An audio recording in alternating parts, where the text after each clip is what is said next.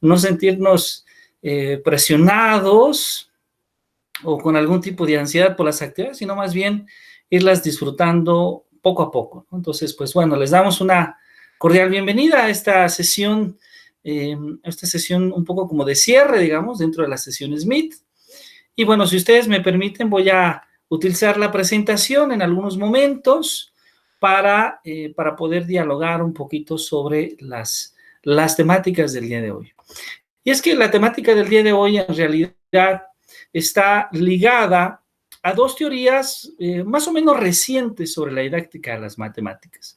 Decimos recientes porque, bueno, en realidad tienen menos de 50 años. Bueno, una tiene más de 50 años, que es la teoría de resolución de problemas, que algunos de sus primeros trabajos se escribieron desde 1945. Sin embargo, la teoría de las representaciones conceptuales sí es una teoría más o menos de los años 70 para acá. Es decir, de los años 70 empezamos a darnos cuenta que había otros aspectos importantes que considerar cuando hablamos del aprendizaje de las matemáticas. Y bueno, gran parte del mérito que tiene esta teoría, pues se debe a Raymond Duval, este profesor, quien va a afirmar que no siempre es posible acceder a los objetos matemáticos, ya que estos tienden a ser abstractos y, bueno, no siempre son accesibles a la percepción, tampoco son a veces manipulables como un objeto físico. Entonces se requiere que se requiere que sean estudiados a través de un sistema semiótico. Y bueno, para Duval, ahí radica una de las diferencias más importantes que tiene la matemática con respecto de otras ciencias. De hecho, yo me atrevería a decir que tal vez solamente la filosofía estudia también algunos conceptos que son muy abstractos. Es decir, las ciencias como la biología, la química, por mencionar algunas, son ciencias sumamente interesantes, la física, pero que tienen la posibilidad en algunos casos de estudiar objetos reales, digamos.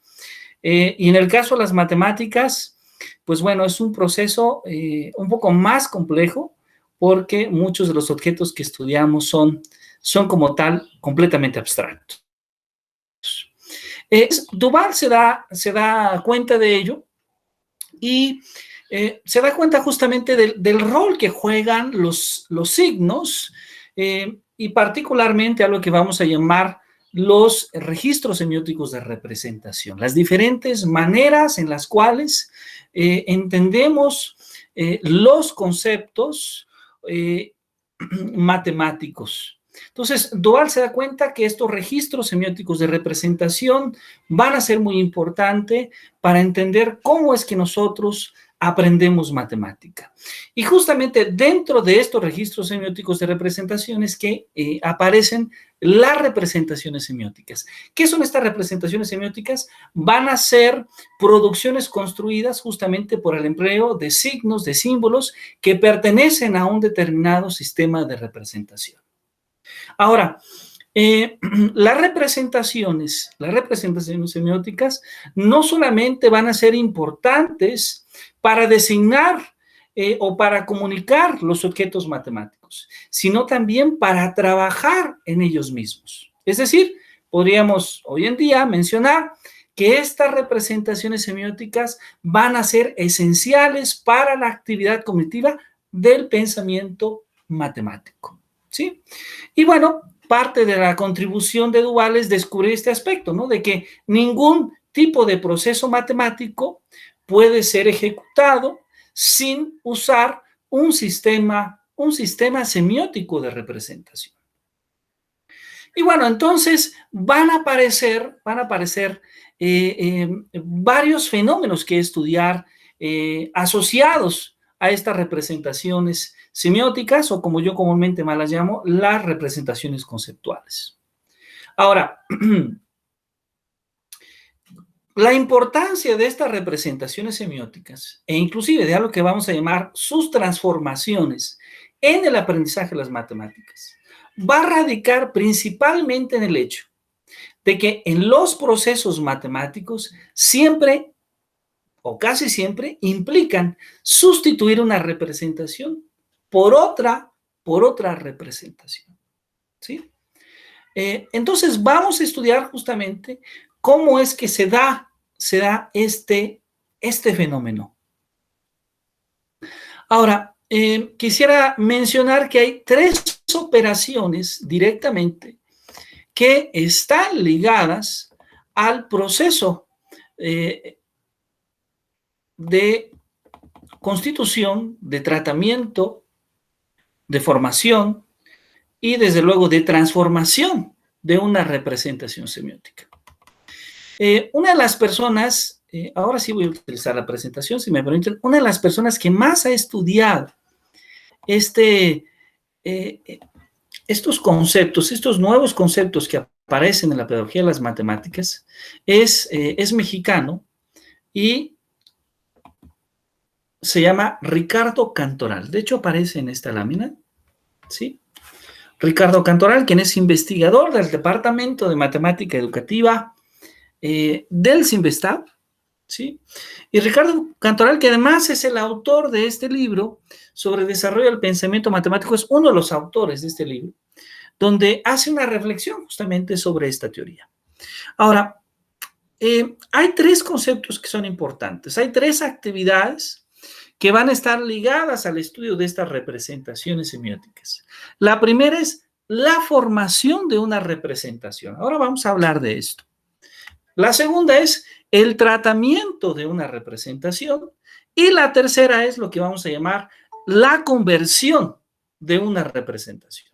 Es decir, ahí tenemos la formación, el tratamiento, la formación, el tratamiento y la conversión de representaciones. Ahora, ¿cuándo ocurre esto? Quisiera tomar este ejemplo, el ejemplo de esta lámina que tengo ahora acá, y comentar brevemente, si ponemos sobre todo atención a la imagen, en realidad ahí lo que nosotros tenemos es, para un concepto matemático que es en este caso el concepto de un polinomio de grado 2, ¿sí? Le estamos asociando tres representaciones. Es decir, hay tres formas posibles, al menos estas tres formas, de poder explicar, de poder presentar este concepto matemático. ¿Cuáles son estas tres formas? Pues una es el registro algebraico, es decir, el presentarlo como tal, como un polinomio, f de x igual a x cuadrada más 4x más 10. Pero también, así como hay un registro algebraico, también lo podemos presentar de manera gráfica, como la curva que aparece ahí. Y desde luego, también lo podemos presentar en forma de tabla, con esto que llamaríamos la representación auxiliar, o que también llamaríamos la representación tabular. Es decir, para un mismo concepto matemático, en este caso tenemos ahí tres maneras distintas de presentarlo al alumno. Y verán, esto va a tener una conexión muy interesante con otros campos que no abordamos en este curso, pero que son interesantes, como son las inteligencias múltiples, por ejemplo. ¿Por qué?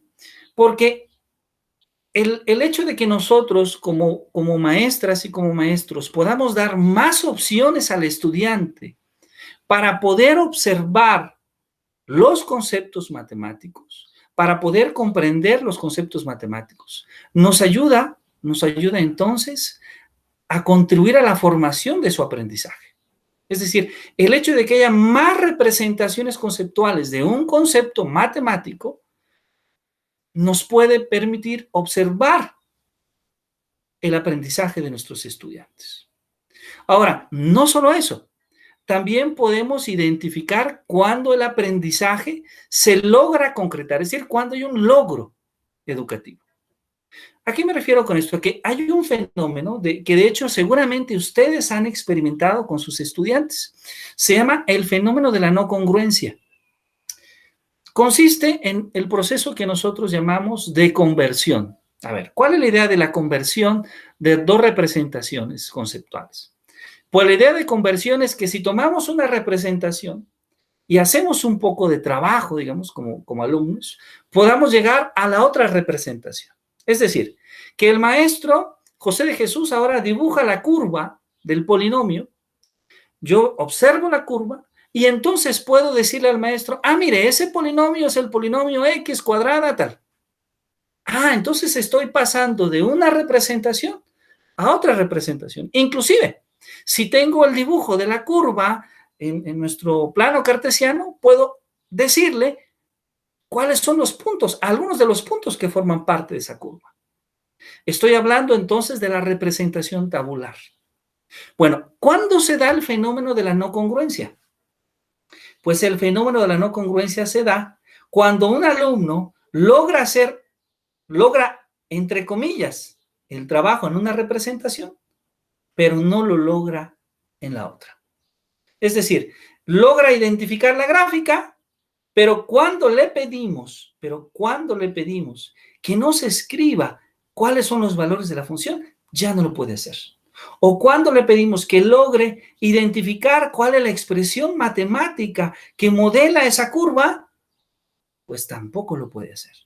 Entonces, identificamos este fenómeno de la no congruencia porque parece que en determinados registros logra comprender el concepto matemático, pero en otros no lo logra. Y bueno, ¿cuál es la respuesta a esto? Que al final no ha comprendido el concepto matemático a fondo. Es decir, ha tal vez memorizado o más o menos ya está en ese proceso de entenderlo, pero no ha logrado finalmente integrar.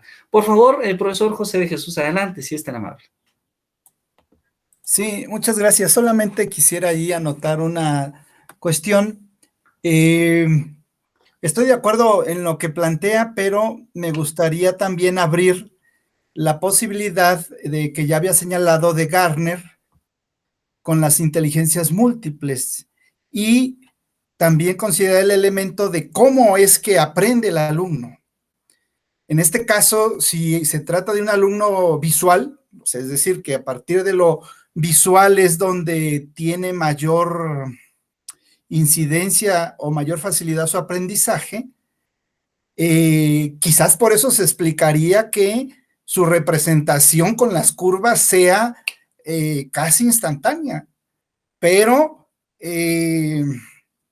cuando se trata de elaborar la expresión matemática o comprenderla, ya no se diga explicarla, ¿no? Comprenderla, en ese momento, como no está usando su forma más privilegiada de aprendizaje, pues entonces se traba, ¿no? Y entonces aquí me parece que el curso está abriéndonos, voy a decirlo, poros pertinentes que a lo mejor perdíamos de vista, en el sentido de que, ¿cuál es la didáctica que vamos a utilizar o la herramienta didáctica, la estrategia didáctica, la actitud didáctica como docente para ayudar a ese alumno a lograr esa otra representación u otras representaciones como un continuo del proceso de enseñanza-aprendizaje, ¿no? Porque supongamos que en el examen había que identificar la curva, pues la tendrá bien, pero si era la expresión matemática, la solución, o a lo que debería llegar, pues lo va a tener mal, ¿no? Entonces, ¿lo abandonamos o aprovechamos este curso y nos planteamos esa, no sé si sea la expresión correcta, reconversión didáctica de nuestro trabajo, ¿no? Concretamente para el curso X que estemos llevando, y yo apelaría aquí a Gardner, ¿no? Es decir, las inteligencias múltiples nos pueden dar respuestas o que no sabemos o que no hemos buscado, más aquello que se supone que ya sabemos, las diferentes formas que tienen nuestros alumnos de aprender. Y si logramos detectar en el periodo de diagnóstico, ¿no? Al comienzo del curso, más o menos qué tenemos, ¿no? ¿Cuántos tenemos auditivos? ¿Cuántos tenemos visuales? ¿No? ¿Cuántos prefieren alguna otra forma, ¿no? O tienen otra forma de captar las cosas, pues entonces eso nos hará más fácil esta tarea. Gracias, profesor.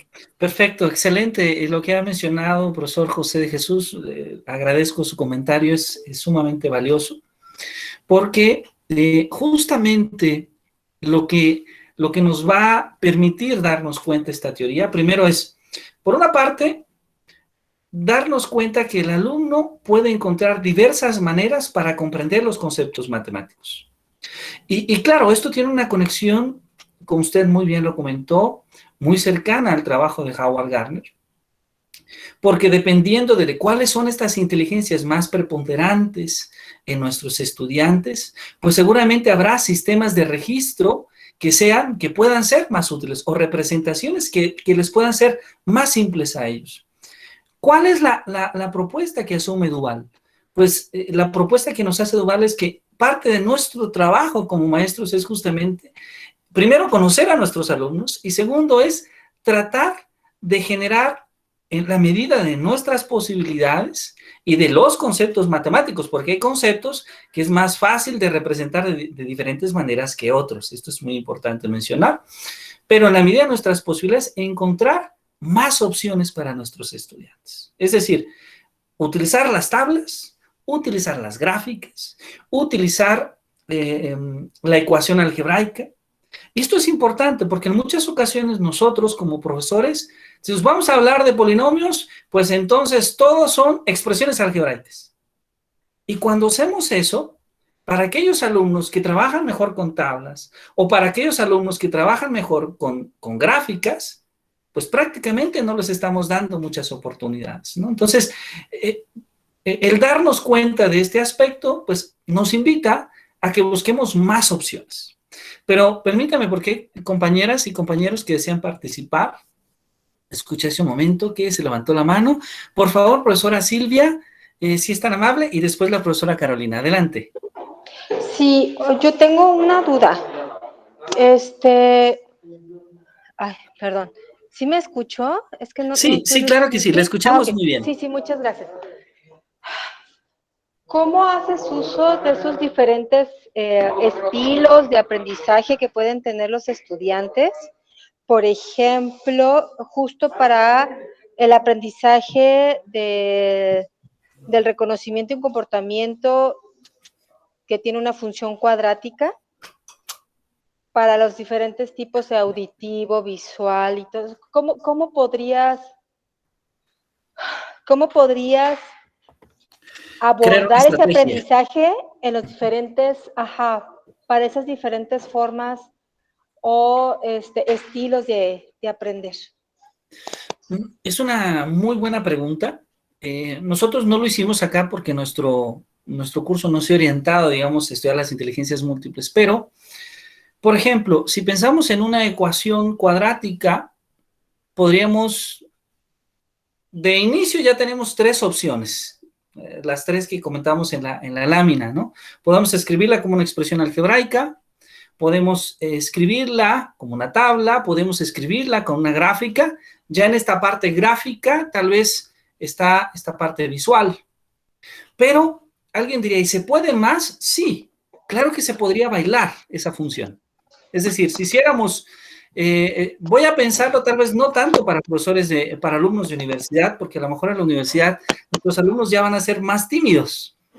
Pero si pensamos en alumnos de secundaria o en alumnos de preparatoria, podríamos hacer la gráfica de esa función en el piso y modelar, por ejemplo, de manera que se pueda bailar o inclusive podríamos describir ese polinomio como diferencias entre rectángulos cuadrados, es decir, como diferencias de áreas, que es una estrategia que se utiliza bastante, y puede ser al mismo tiempo visual, pero si lo ponemos en el piso y movemos las figuras, también puede ser kinestésica, es otra manera, digamos. Entonces, las inteligencias múltiples lo que nos van a hacer es, pues, cuestionarnos. ¿Y la auditiva, perdón, cómo quedaría ya integrada?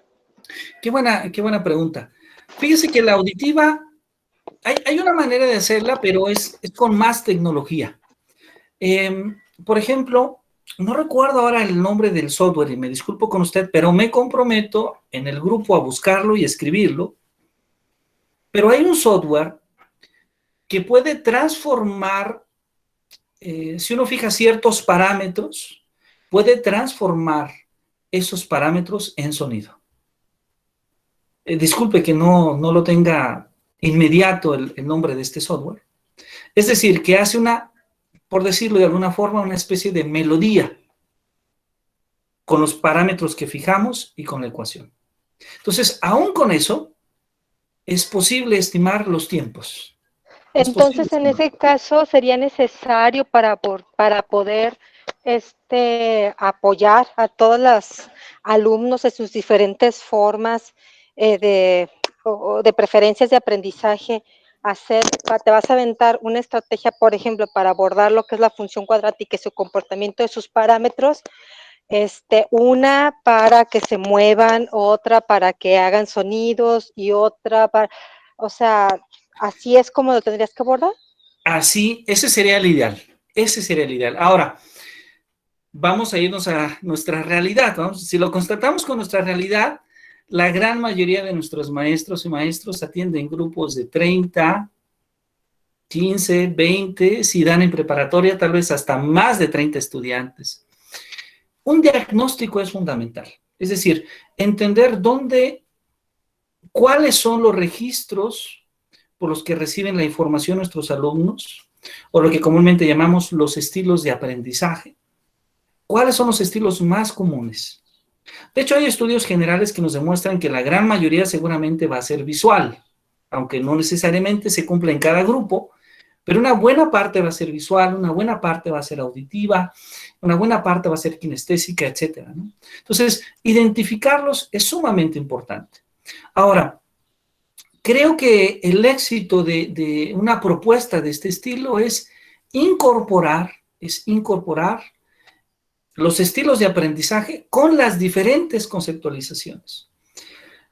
Seré honesto, será muy difícil tal vez que en un grupo logremos que el 100% de los estudiantes identifique exactamente cuál es la representación que necesita. Y mi comentario parte del hecho de que la gran mayoría de las maestras y maestros atienden a una gran diversidad de estudiantes. Es decir, tendríamos que tener un grupo pequeño para poder aplicar esta propuesta del 100%. Sin embargo, si consideramos este aspecto, creo que sí podemos reducir de manera importante, incrementar de manera importante que los alumnos sean atendidos conforme a sus estilos de aprendizaje y conforme a las representaciones conceptuales que aparentemente son mejor para ellos, es decir, que les facilitan el aprendizaje de ellos. Tal vez es una propuesta difícil, porque llevarla a la práctica no es nada fácil, pero es una propuesta que puede ser útil. Maestra Carolina, por favor, adelante, si es tan amable. Espero haber contestado, maestra Silvia, al menos parcialmente. Muchas gracias, maestro. A usted. Buenas noches, ¿se escucha? Sí, claro que sí. Buenas noches, maestra Carolina. Gracias. En función a lo que estaba diciendo el maestro José de Jesús, me parece muy, muy importante. Creo que de manera muy general, todos cuando entramos al grupo, así en un checklist rápido, en un vistazo rápido, ya nos hacemos una idea.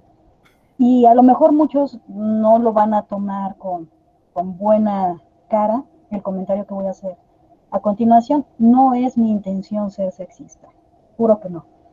Pero de forma muy general, los hombres son más visuales y las mujeres somos más auditivas. Entonces, desde que ponemos un pie en el salón y decimos, tengo mayoría de hombres o tengo mayoría de mujeres, podemos un poquito saber hacia dónde vamos a atender más. Eso por un lado. Por el otro, contestando a la maestra Silvia que decía bueno, no sé si le pueda compartir. Claro, por favor, adelante, si es tan amable. Ok.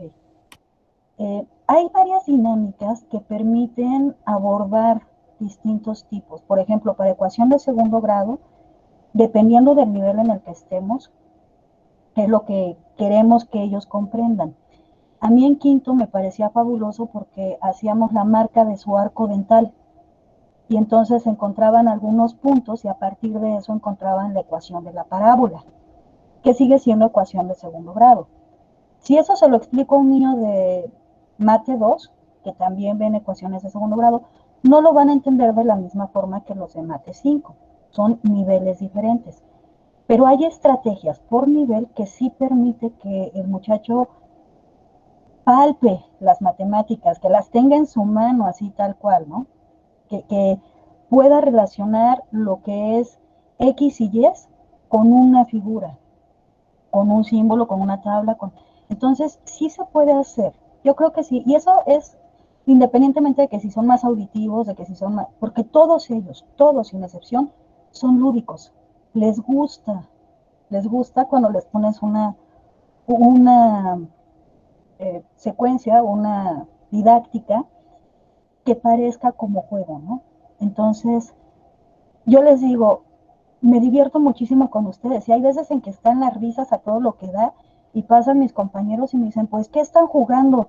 Estamos jugando a aprender matemáticas, estamos enseñando matemáticas a partir de eso, no hacerlas rígidas y, a ver, una parábola es el lugar geométrico, bla, bla, bla, ¿no? Que ellos solitos lleguen a poder hacer ese vínculo. Y sí se puede, claro que se puede.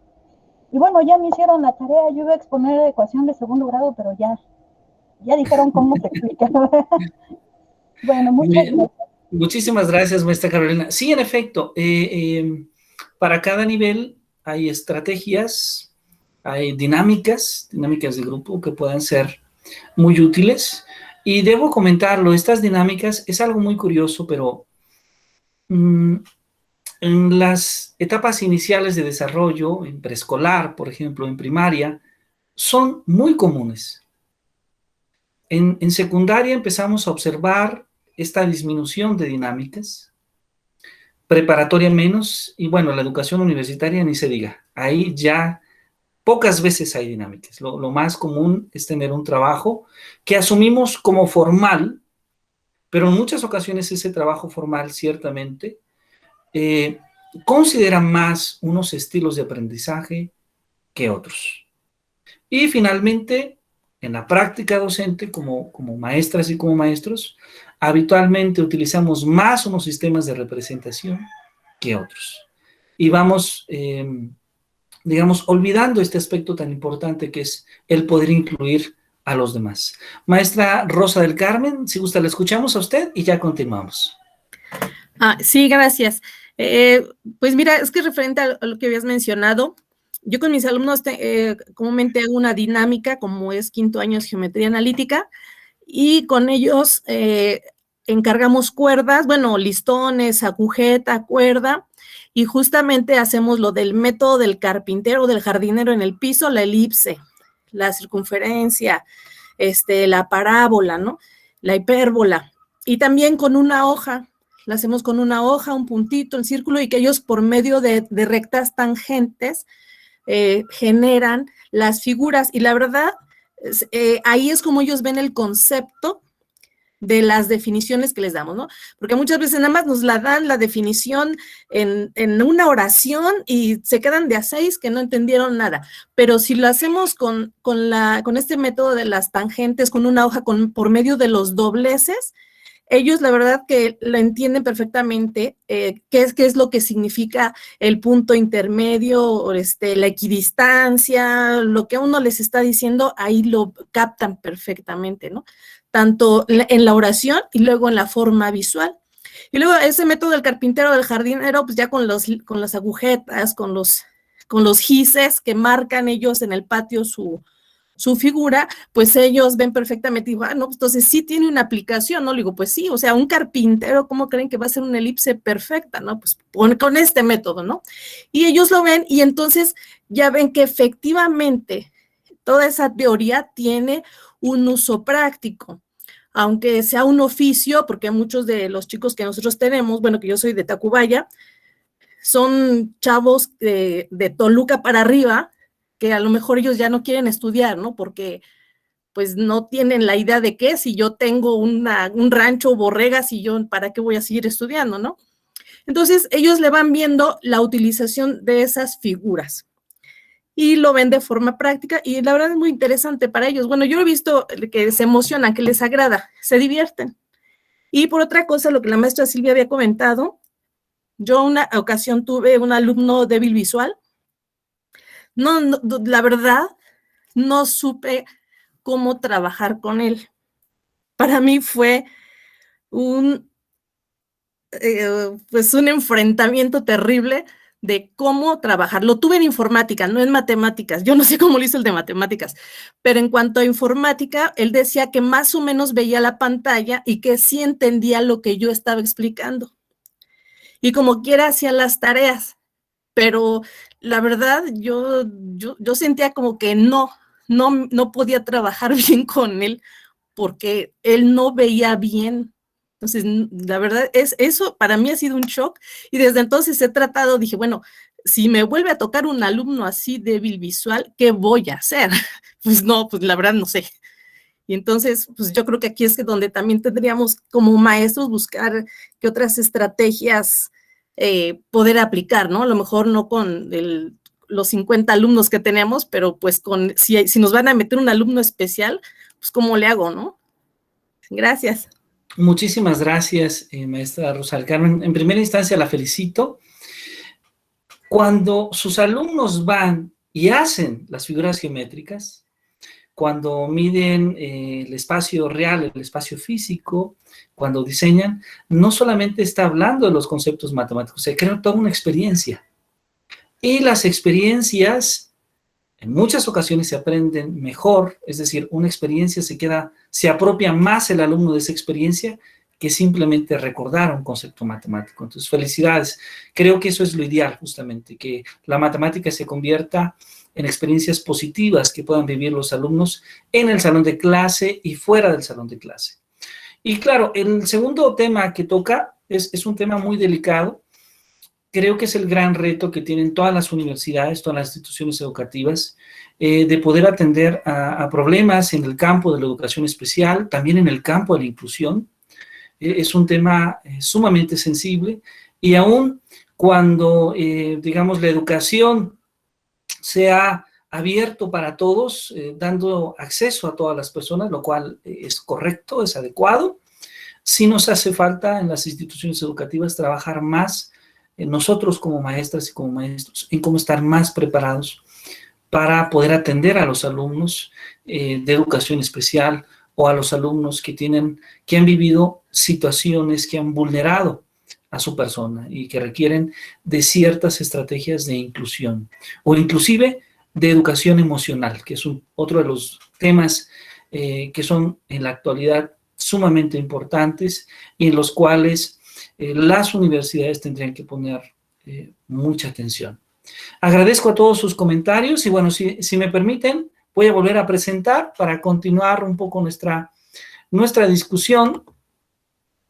Y bueno, hemos entonces hablado de nuevamente repito, estos tres momentos, estas tres actividades cognitivas que Duval propone, que es la identificación de la representación, el tratamiento de la representación y finalmente la conversión de la representación. Es decir, la identificación de la representación es importante porque, ok, a alguien se le ocurre, va a hacer una transposición didáctica de lo que hablábamos la clase pasada, sobre un concepto matemático.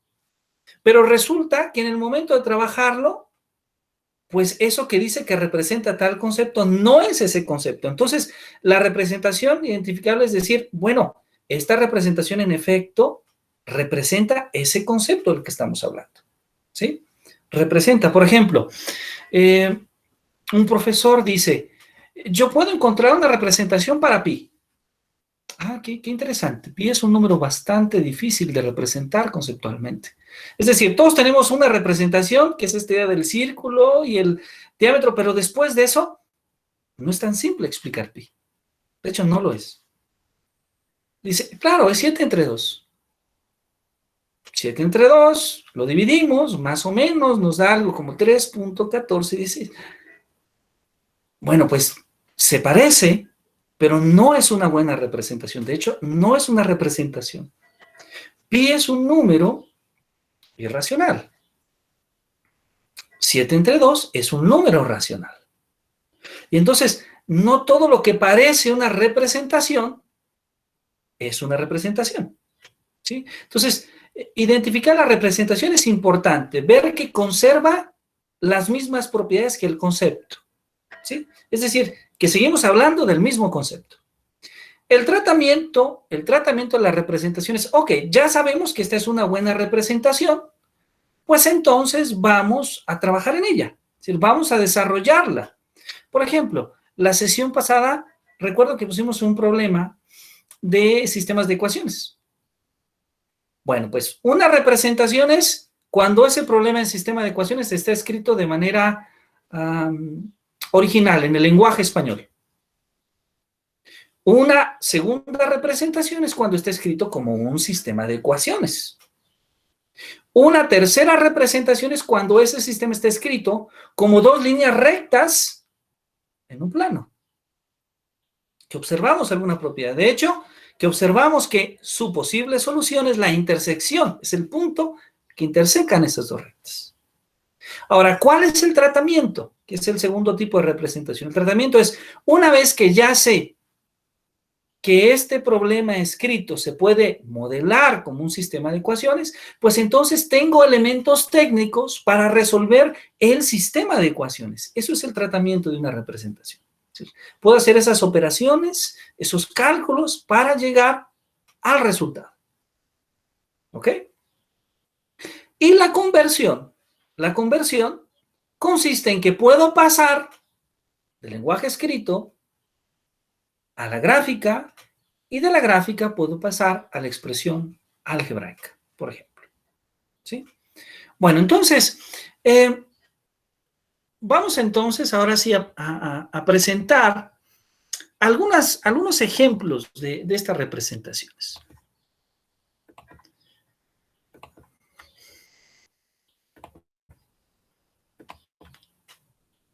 Por ejemplo, podríamos pensar en este ejemplo muy bonito, que es un objeto matemático, las funciones en el plano cartesiano. ¿Sí? ¿Cuál es un registro? Pues un registro es el registro verbal, ¿no? Da una gráfica de una determinada función f, determinar una fórmula para la función. ¿Sí? Les estamos pidiendo que calculen f2, f-2, f-1, f1, f2. Después tenemos un registro algebraico. Y finalmente tenemos un registro gráfico. ¿Sí? Ahí tenemos 3 representaciones para un concepto matemático. Ahora, esto se puede ver un poquito mejor acá. Cuando decimos entonces que, para empezar, hay muchos registros. Estos son algunos, ¿sí? Algunos registros de representación semiótica, ¿cuáles son? Pues el registro algebraico, el registro escrito, el registro pictórico, porque en muchas ocasiones a través de un diagrama, por ejemplo, podemos expresar una idea. Y a veces el diagrama nos ayuda a entender mejor esa idea. También tenemos un registro tabular, un registro gráfico, entre otros registros. Es decir, puede haber más registros, pero al menos, ahí está. Bueno, entonces, algunos ejemplos. Por ejemplo, las representaciones de una función. Si nosotros tomamos la función f de x igual a 3x más 6, donde x está entre menos 1 y 3, pues bueno, algunos de sus valores enteros son estos, ¿no? F de menos 1 es 3, f de 0 es 6, f de 1 es 9, f de 2 es 12, f de 3 es 15. Esa es una representación de esa función. Pero esta tabla, donde tenemos x y f de x, sería exactamente la representación tabular. Sería una segunda representación. Y observamos una tercera representación, que sería ¿cuál? Justamente esta. Esta representación que está elaborada en Wolfram Alpha. ¿Sí? Ingresamos a Wolfram Alpha y ahí podemos pedirle que grafique justamente, que nos haga la gráfica de la función 3x más 6. Entonces, Wolfram Alpha nos dice, bueno, la gráfica de esa función es esta, ahí está. Nos dice que es una línea, nos dice que inclusive hay otra forma de escribir esta misma expresión, 3x más 6 como 3 por x más 2, ¿sí? Y que su raíz es menos 2, es decir, que pasa por el eje de las x en el punto menos 2.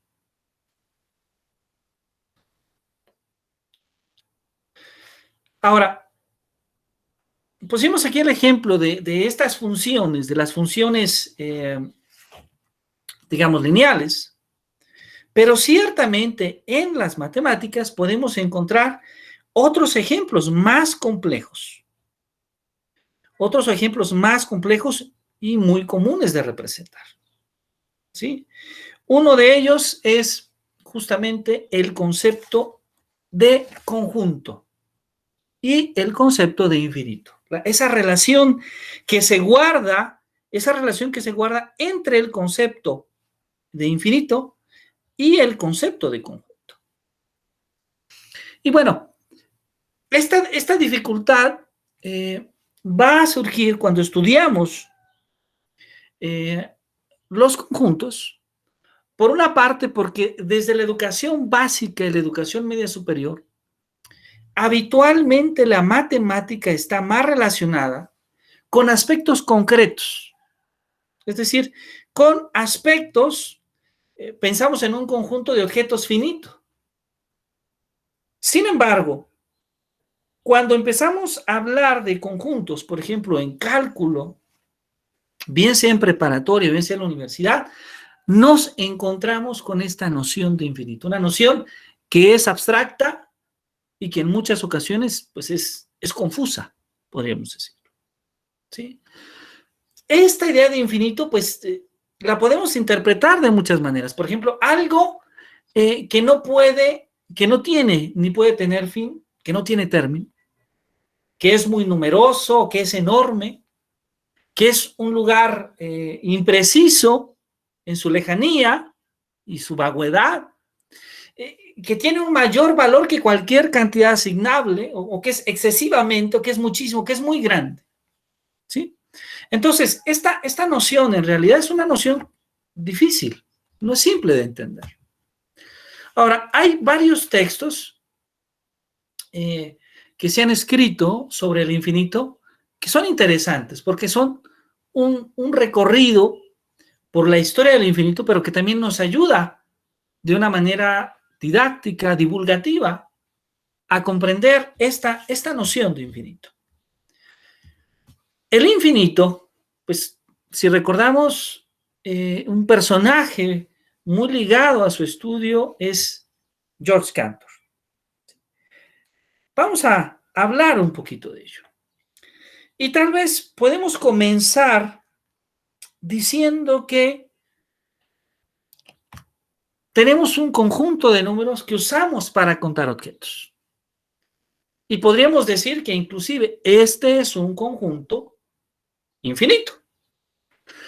Si tenemos al 1, al 2, al 3, al 4, al n, y podemos tener n más 1 objetos de manera sucesiva. Ese conjunto es el conjunto de los números naturales y además es un conjunto infinito. De hecho, quienes trabajan teoría de conjuntos a veces le llaman que es el infinito más pequeño, ¿sí? Ese infinito que llamamos el infinito numerable. Entonces, vamos a decir que un conjunto es infinitamente, o que tiene tamaño infinito numerable, si tiene tantos elementos como el de los números naturales. Y cuando no es así, diremos que es un conjunto infinito no numerable. De hecho, es bastante común que llamamos al infinito numerable a su cardinal, Aleph 0, y llamamos Aleph 1, ¿verdad? Aquel que es mayor. Entonces, esto nos ayuda a comprender esa relación que se puede establecer entre los números naturales y otros conjuntos de números. Por ejemplo, los números enteros. Los números enteros que si nosotros pensamos a los enteros en esa recta que incluye a los propios naturales, a los enteros positivos, a los enteros negativos y al cero, es decir, ver a los enteros justamente como la unión de esos tres conjuntos, los enteros positivos, el cero y los enteros negativos, o dicho de otra manera, los naturales en unión con el cero, en unión con los enteros negativos. En realidad es muy complejo demostrar, y digo complejo demostrar no en el sentido técnico, no me refiero al sentido técnico como tal, me estoy refiriendo al sentido didáctico, ¿sí? En el sentido en que un alumno dice, a ver, Aleph 0 es el cardinal de los naturales, pero resulta que hay tantos enteros negativos como enteros positivos. Es decir, que el número de elementos de Z es Aleph 0 más 1 más Aleph 0. ¿Qué es Aleph 0? Y entonces, ahí hay un aspecto complejo, porque los naturales tienen tantos elementos, tienen el mismo cardinal como los números enteros.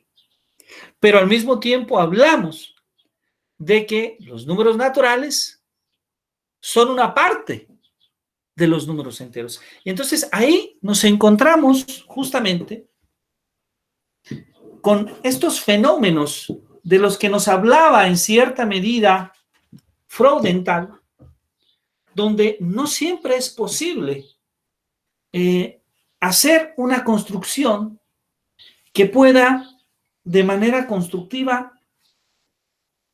facilitar el aprendizaje de algunos conceptos. Es decir, el alumno encuentra aquí una evidente dificultad, un reto importante. Pero si este reto ya es grande, ¿qué decir cuando ahora el reto tiene que ver en esa relación entre los números racionales y los números irracionales?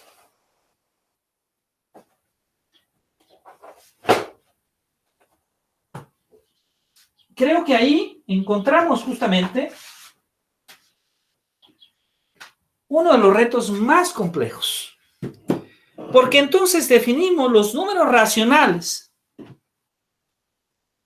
como aquellos números que podemos expresar como el cociente de dos números enteros, es decir, ese Q, de manera que Q es igual a A entre B, donde A y B son números enteros y además B es distinto de cero. Y decimos, Q tiene tantos elementos como Aleph 0. Vaya, esto es complicado. ¿Por qué? Porque el alumno, claro que puede entender que todo número entero se puede expresar, inclusive como una infinidad de expresiones racionales.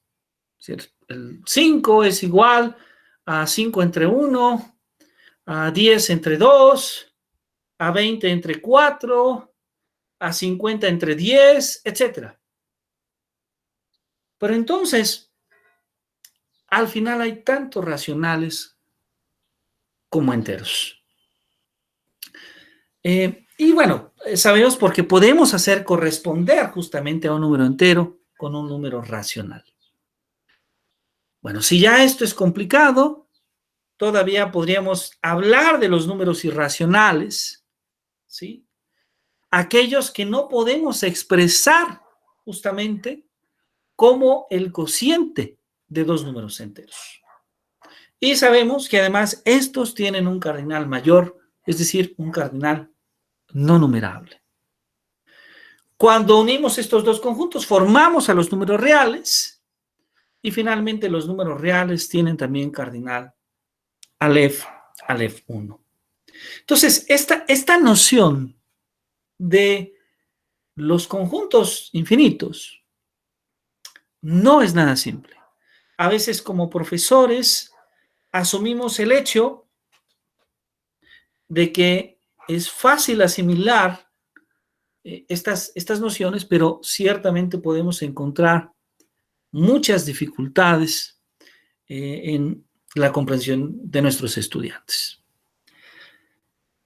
Ahora, Otra de las dificultades que encontramos en la enseñanza, por ejemplo, del cálculo, es la noción de límite.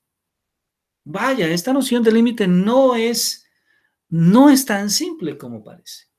De hecho, seguramente hemos tenido la oportunidad de encontrar estudiantes que muestran una gran dificultad a comprender la concepción del límite. ¿Sí? Bueno, esta concepción de límite que podríamos estudiar en relación al estudio de las sucesiones. ¿Sí?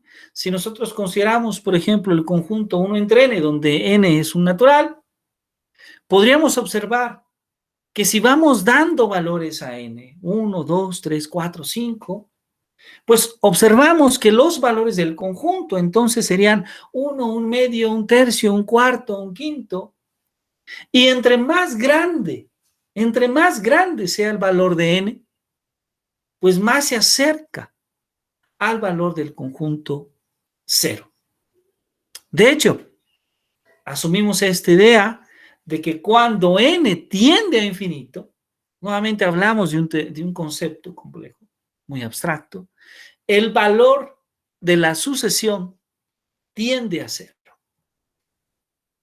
Y bueno, podríamos decir más cosas de 1 entre n, ¿no? Que es un conjunto que es acotado superiormente por el 1, pero además es un conjunto acotado inferiormente por 0.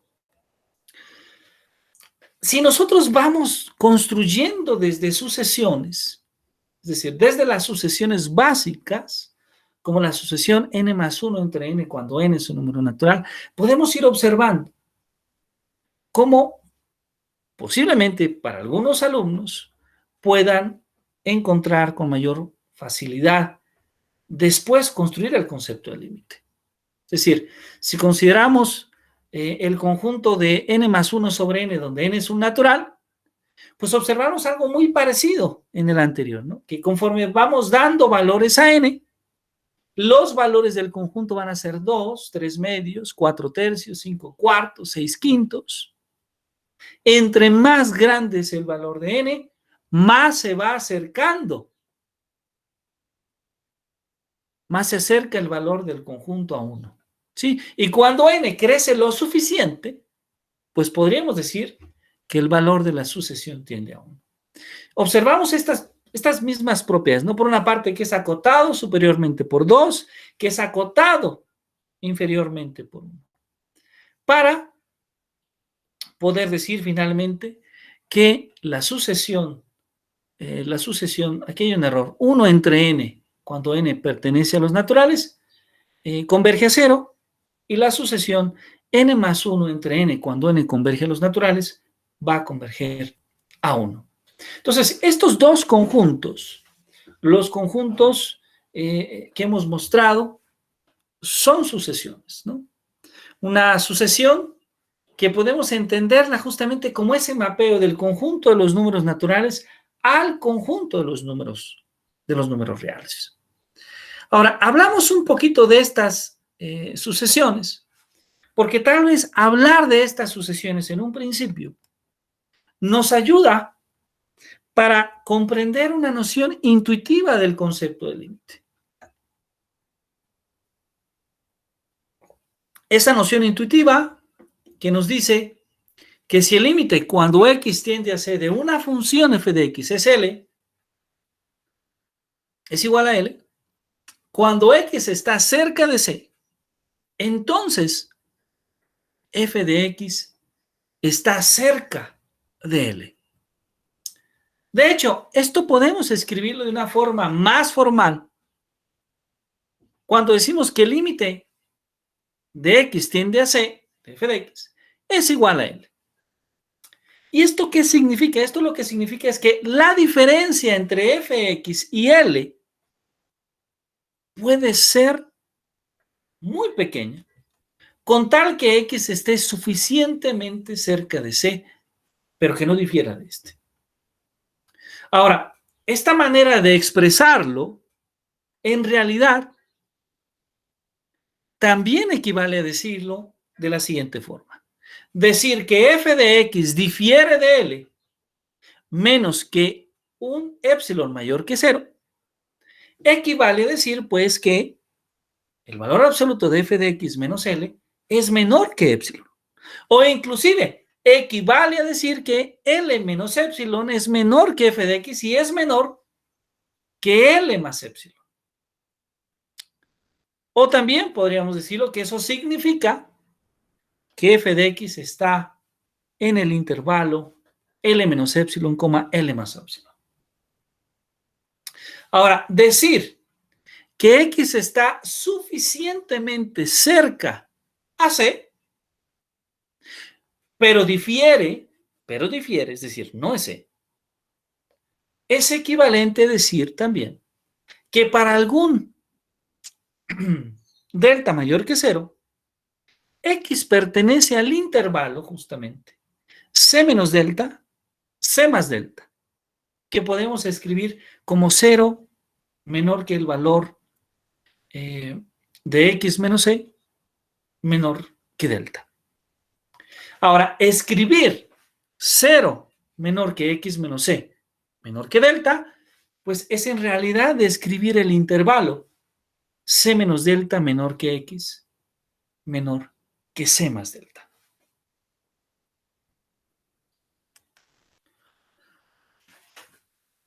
De manera que decir que el límite cuando x tiende a C de f de x es L, pues significa que para todo épsilon mayor que 0 existe una delta mayor que 0, tal que 0 menos x menos c menos delta implica que f de x menos L sea menor que ese épsilon.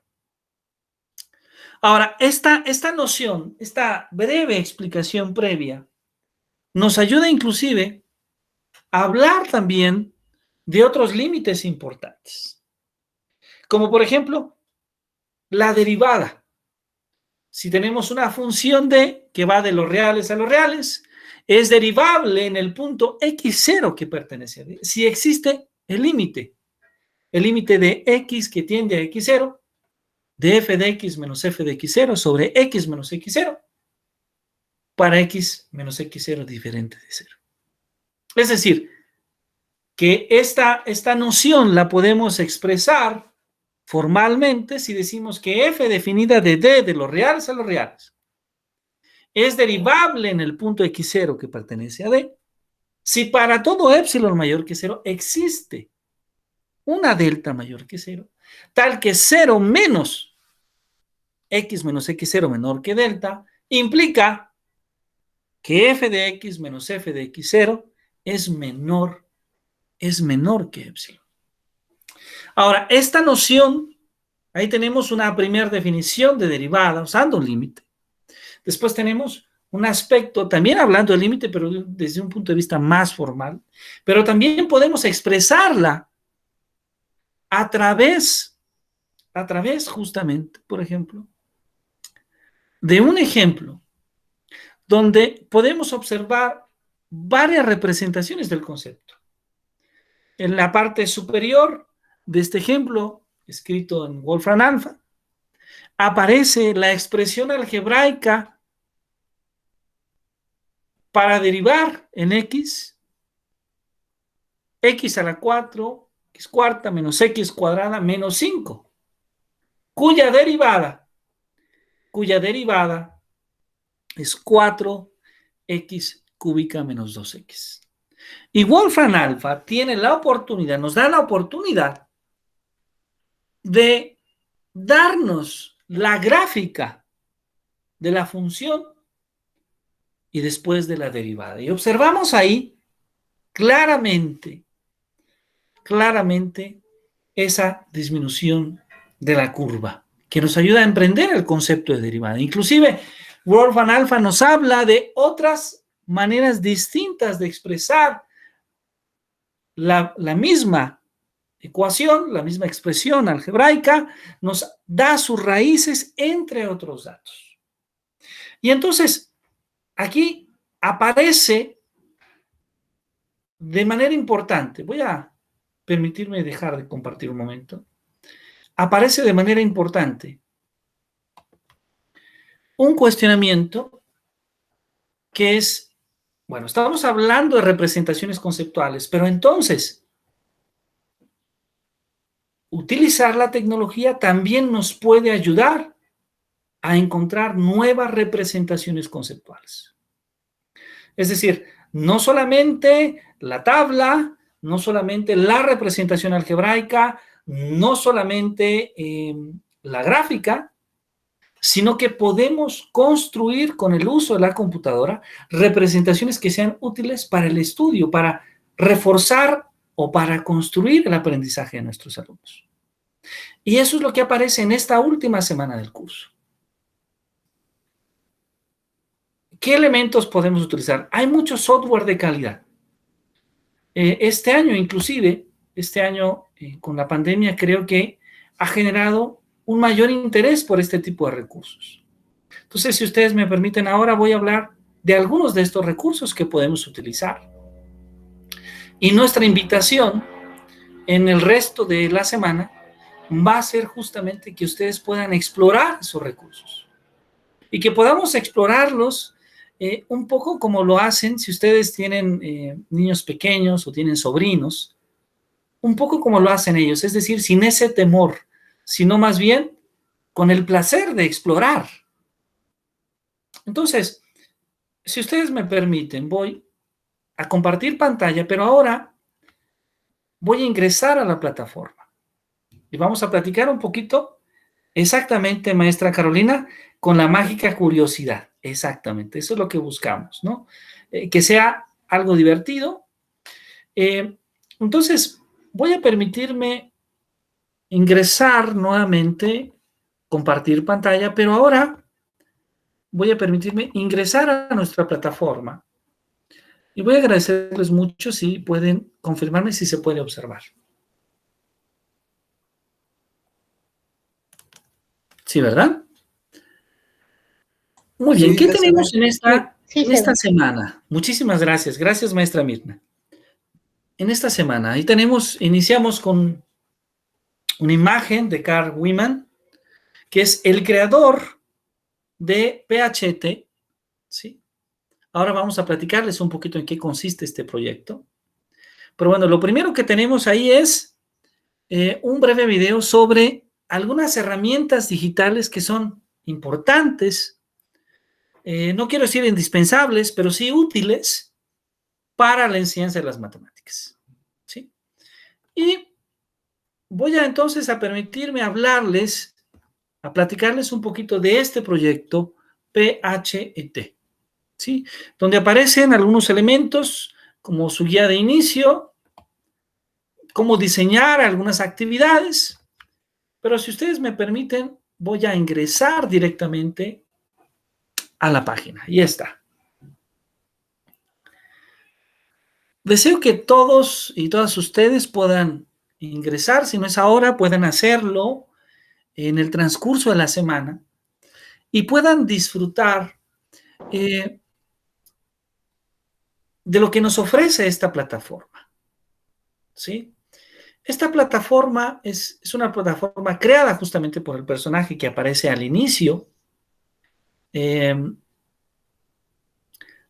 esta semana y que tiene el objetivo de poder revisar, de poder analizar situaciones de aprendizaje, al menos en 5 campos de estudio. En la física, en la química, en la matemática, en las ciencias de la Tierra, en la biología. Y hay mucho que explorar. Con esa mágica curiosidad, como muy bien lo dijo la maestra Carolina, podemos ingresar en el área de matemáticas y tratar de redescubrir lo que ahí nos tiene. Desde problemas que tienen que ver, simulaciones que tienen que ver con la adición de vectores, ajustes de curvas, aritmética, cambio de expresiones, construcción de áreas, construyendo fracciones, explorador de igualdades. Como se pueden dar cuenta, hay una muy, pero muy buena cantidad de simulaciones. Las hay para química, las hay para física. Y bueno, algo que es interesante es que estas simulaciones podemos correrlas con internet, descargarlas, y después podemos utilizarlas en el salón de clase, por ejemplo, sin utilizar internet. Es decir, podemos utilizarlas de manera que no requiera que tengamos justamente una conexión a la mano. Ahora, también podemos observar que todas estas simulaciones tienen distintos niveles académicos. E inclusive, en cada una de ellas, como ahora vamos a explorar un poquito, en cada una de ellas nosotros podemos observar diferentes niveles, es decir, tienen diferentes fases, desde fases muy elementales hasta fases mucho más avanzadas. Por ejemplo, vamos a suponer que alguien quisiera disfrutar de problemas de probabilidad, ¿sí? Entonces nosotros podemos explorar, damos clic aquí, vamos a esperar un momento en que se cargue esta simulación. Y bueno, aquí tenemos varias cosas. Por ejemplo, el intro, ¿qué es? El intro es esencialmente que nosotros hagamos esta exploración del recurso. Vamos a ver qué ocurre. Vamos a darle ahí. Ah, miren. ¿Qué está ocurriendo? Lo que está haciendo es que cuando le damos ahí, baja una pelotita, ¿verdad? Y nos aparece N, que es el número de pelotitas que están cayendo. Y a lo mejor podemos preguntarnos varias cosas. Voy a tratar de ponerle sonido. A ver. Ahí está. El sonido es importante. Podemos poner por 10, que caigan ahora 10 pelotitas. Y nos podemos preguntar en cuál de esos cilindros va a caer la mayor cantidad de pelotitas. A ver, vamos a preguntarles. A ver, ¿quién nos dice en cuál de estos cilindros caerá la mayor cantidad? Este es el 1, el 2, el 3, el 4, el 5, el 6, el 7, el 8, el 9, el 10, el 11, el 12 o el 13. A ver, ¿podríamos votar? ¿Quién nos comenta? O alguien que nos diga, alguien que conoce mucho de probabilidad. Tenemos muy buenos especialistas en diferentes áreas.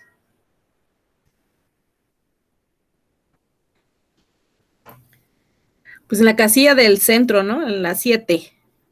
Perfecto, la profesora Rosa del Carmen nos dice que en la 7. Ok, es decir, la 7 es como una campana. 2, 3, 4, 5, 6, 7. Es en esta. ¿Estamos de acuerdo? A ver, vamos a ponerle todo y nos vamos a dar cuenta. Ahí va. A ver, vamos a ponerle ahí todo. Y ahora vamos a observar el recurso. Ahí van cayendo.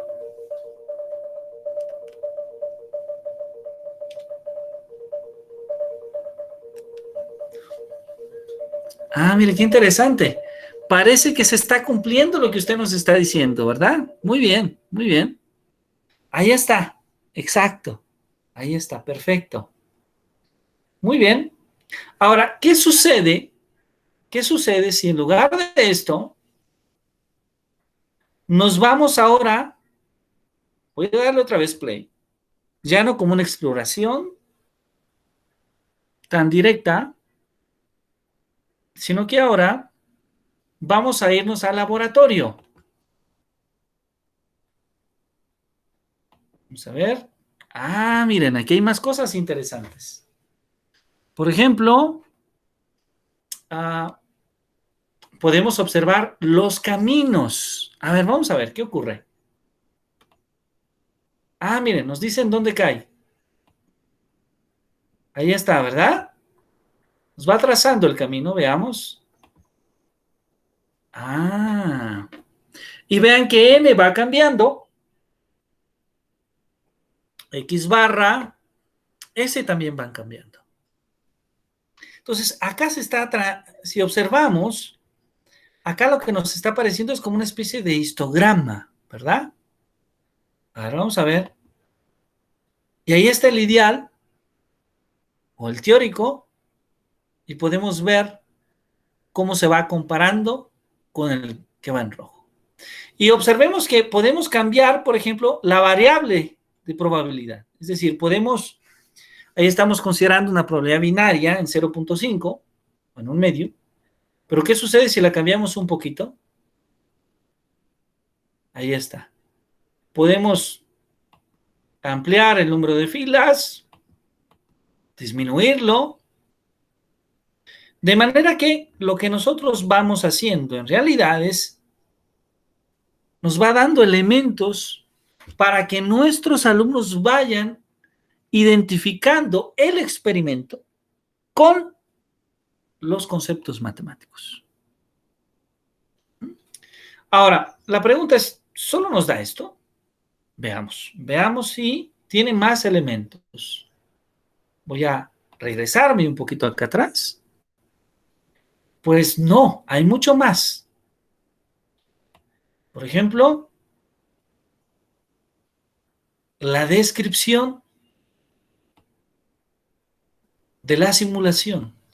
¿Cuáles son los objetivos de aprendizaje que podemos alcanzar utilizando esta simulación? Algunas recomendaciones para nosotros como profesores. Por ejemplo, tratar de abrirlo. Perdón, algo que es muy importante. Es un programa gratuito, desde luego que es un programa gratuito, pero para acceder a estas recomendaciones, que en realidad voy a adelantarme y voy a decir que estas recomendaciones en realidad son las secuencias didácticas que van subiendo pero muchos profesores de diferentes partes del mundo, ¿sí? Véanlo por favor ahí para cómo usarlo en secundaria, en preparatoria, en primaria, cómo hacer diferentes actividades. Estas son actividades que los profesores van subiendo y que van compartiendo para utilizar de una manera más provechosa la simulación. Y claro, para bajar la secuencia didáctica, para descargarla, es necesario abrir una cuenta como profesor. Y para abrir la cuenta como profesor no se requiere mucho, solamente se requiere un correo electrónico y elaborar una contraseña. Es gratuito. Ahora, este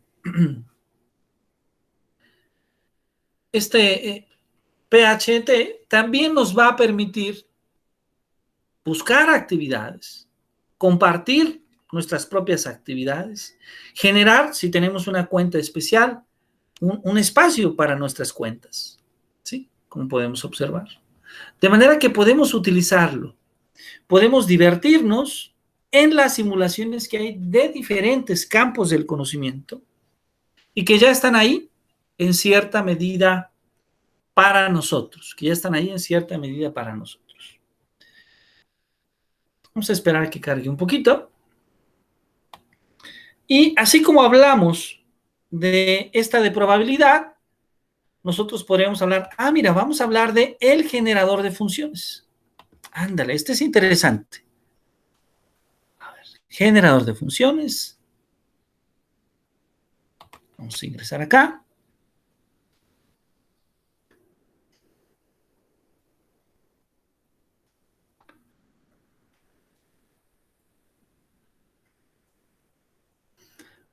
Mira.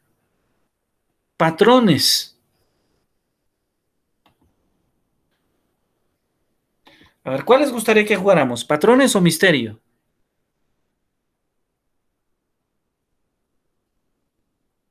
Patrones. Patrones. Misterios. Okay. Uy. Perdón. Ok. Ahí está. Mira, qué interesante. Entonces, nosotros podemos elegir para acá, para observar qué ocurre acá. A ver, me gustaría, no sé si es posible, no sé si sea posible que ustedes allá en casa, si están en su computadora, si tienen internet, bueno, sí deben tener internet, si pudieran ingresar a PHT y pudieran elegir alguna de estas simulaciones. De hecho, forma parte de las actividades de plataforma, donde lo que hacemos es invitarlos justamente a que ustedes accedan a una de estas simulaciones y puedan desarrollar una actividad en ella. Esa es la propuesta, que puedan acceder a una de estas simulaciones y que desarrollen, que propongan una actividad que ustedes puedan llevar al salón de clase utilizando alguna de estas simulaciones. Esta es la idea justamente. Yo me permito hacer esta recomendación.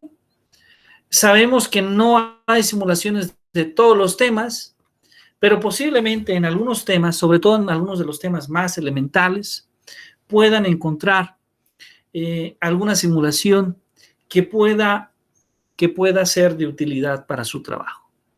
Entonces, esto es en lo que respecta a PH Colorado, pero también nos aparece, nos da la oportunidad de revisar otro programa que llamamos Microsoft Math Solver.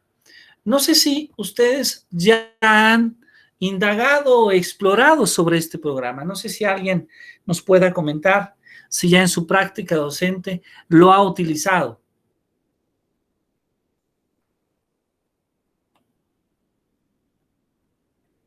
No, nunca. ¿Nunca lo han utilizado? ¿No?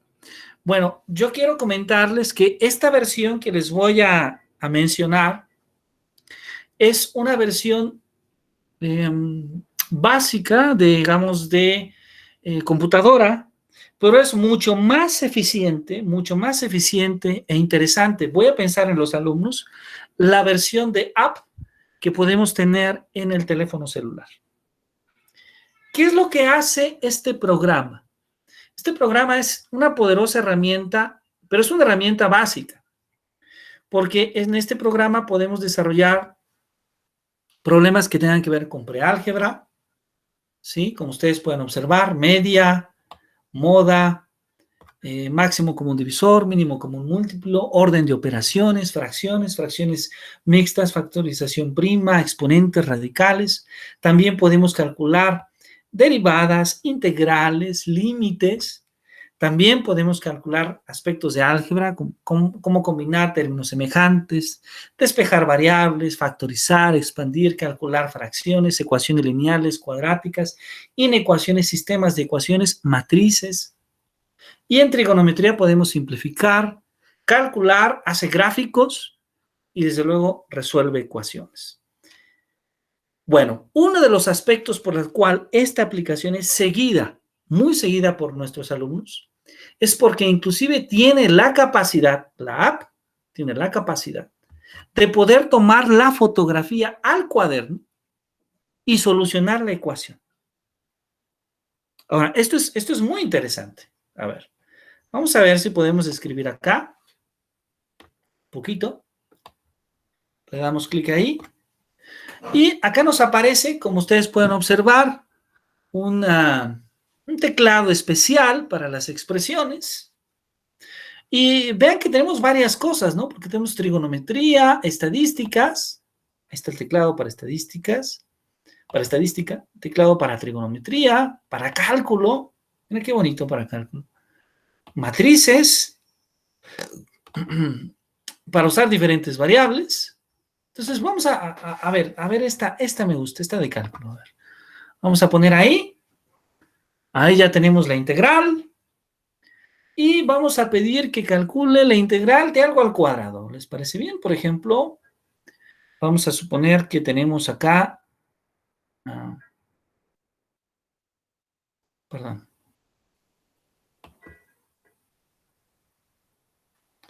Por ejemplo, x cuadrada, diferencial de x. Y le pedimos que la resuelva. Ahí está solucionando. Ahí está. Ya lo calculó. Observemos que calcula el valor de la integral, pero también nos habla de su gráfica.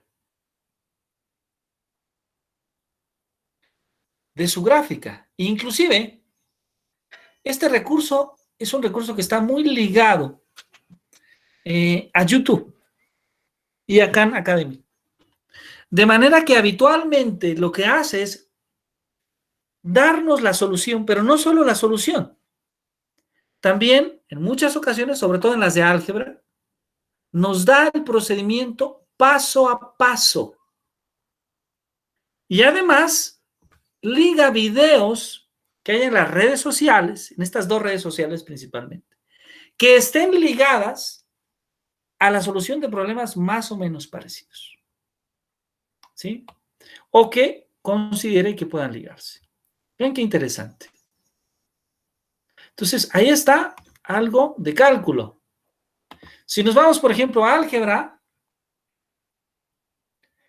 por ejemplo, sistemas de ecuaciones lineales, que es un tema que estuvimos platicando, que aparecen, nosotros podemos escribirlo igual que en el sistema pasado, pero por ejemplo, si tomamos uno de los ejemplos, observemos que nos dice cuáles son las soluciones. Pero no solo eso, esto es muy interesante. ¿Cómo lo resolvemos? Vamos a dejarle que lo calcule un poquito. Si usamos sustitución,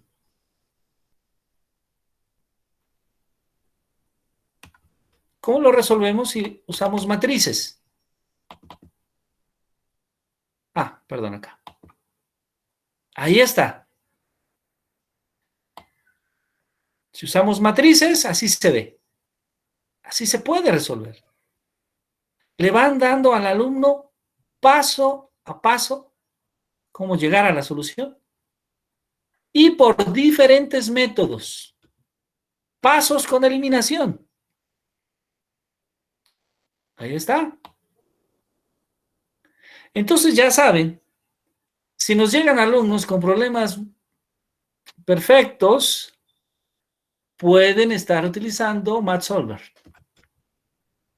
Ahora, en computadora no hace esto, pero la aplicación, la app que ustedes pueden descargar en el celular, pueden descubrir que inclusive esta aplicación supera a otra aplicación comercial que han estado utilizando los jóvenes que se llama Photomat, que tal vez han escuchado ustedes, que consiste en que ustedes toman la fotografía a una expresión algebraica y tiene la capacidad de convertirla, de identificarla en ecuación. Voy a intentar utilizar, voy a ver si es posible utilizarla desde mi celular en este momento, para que ustedes puedan observar este elemento. Voy entonces a dejar de compartir pantalla en la computadora. Dejo de compartir pantalla. Y ahora voy a compartir pantalla en el celular.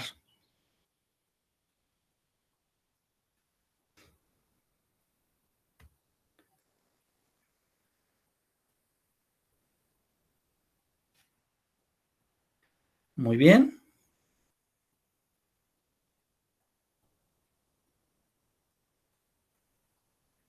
Vamos a ver si ya se puede observar el celular. Sí, parece que sí, ¿verdad? Perfecto. Entonces, ahí estamos. Así se ve la aplicación. Es una aplicación gratuita. Ahí está, perfecto. Y entonces voy a utilizar una ecuación escrita en papel para que ustedes puedan observar cómo funciona y puedan identificar la tecnología que usan nuestros alumnos.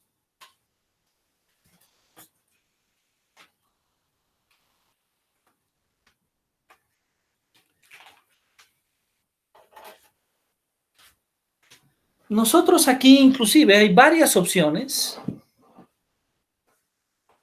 pero voy a mostrarles la primera. Voy a pedirles que calcule una ecuación bastante simple.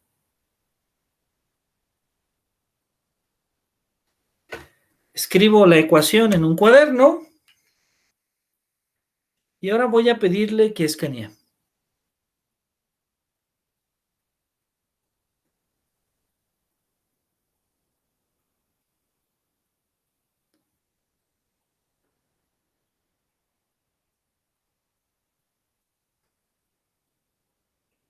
Vamos a ver si ahí lo logra observar.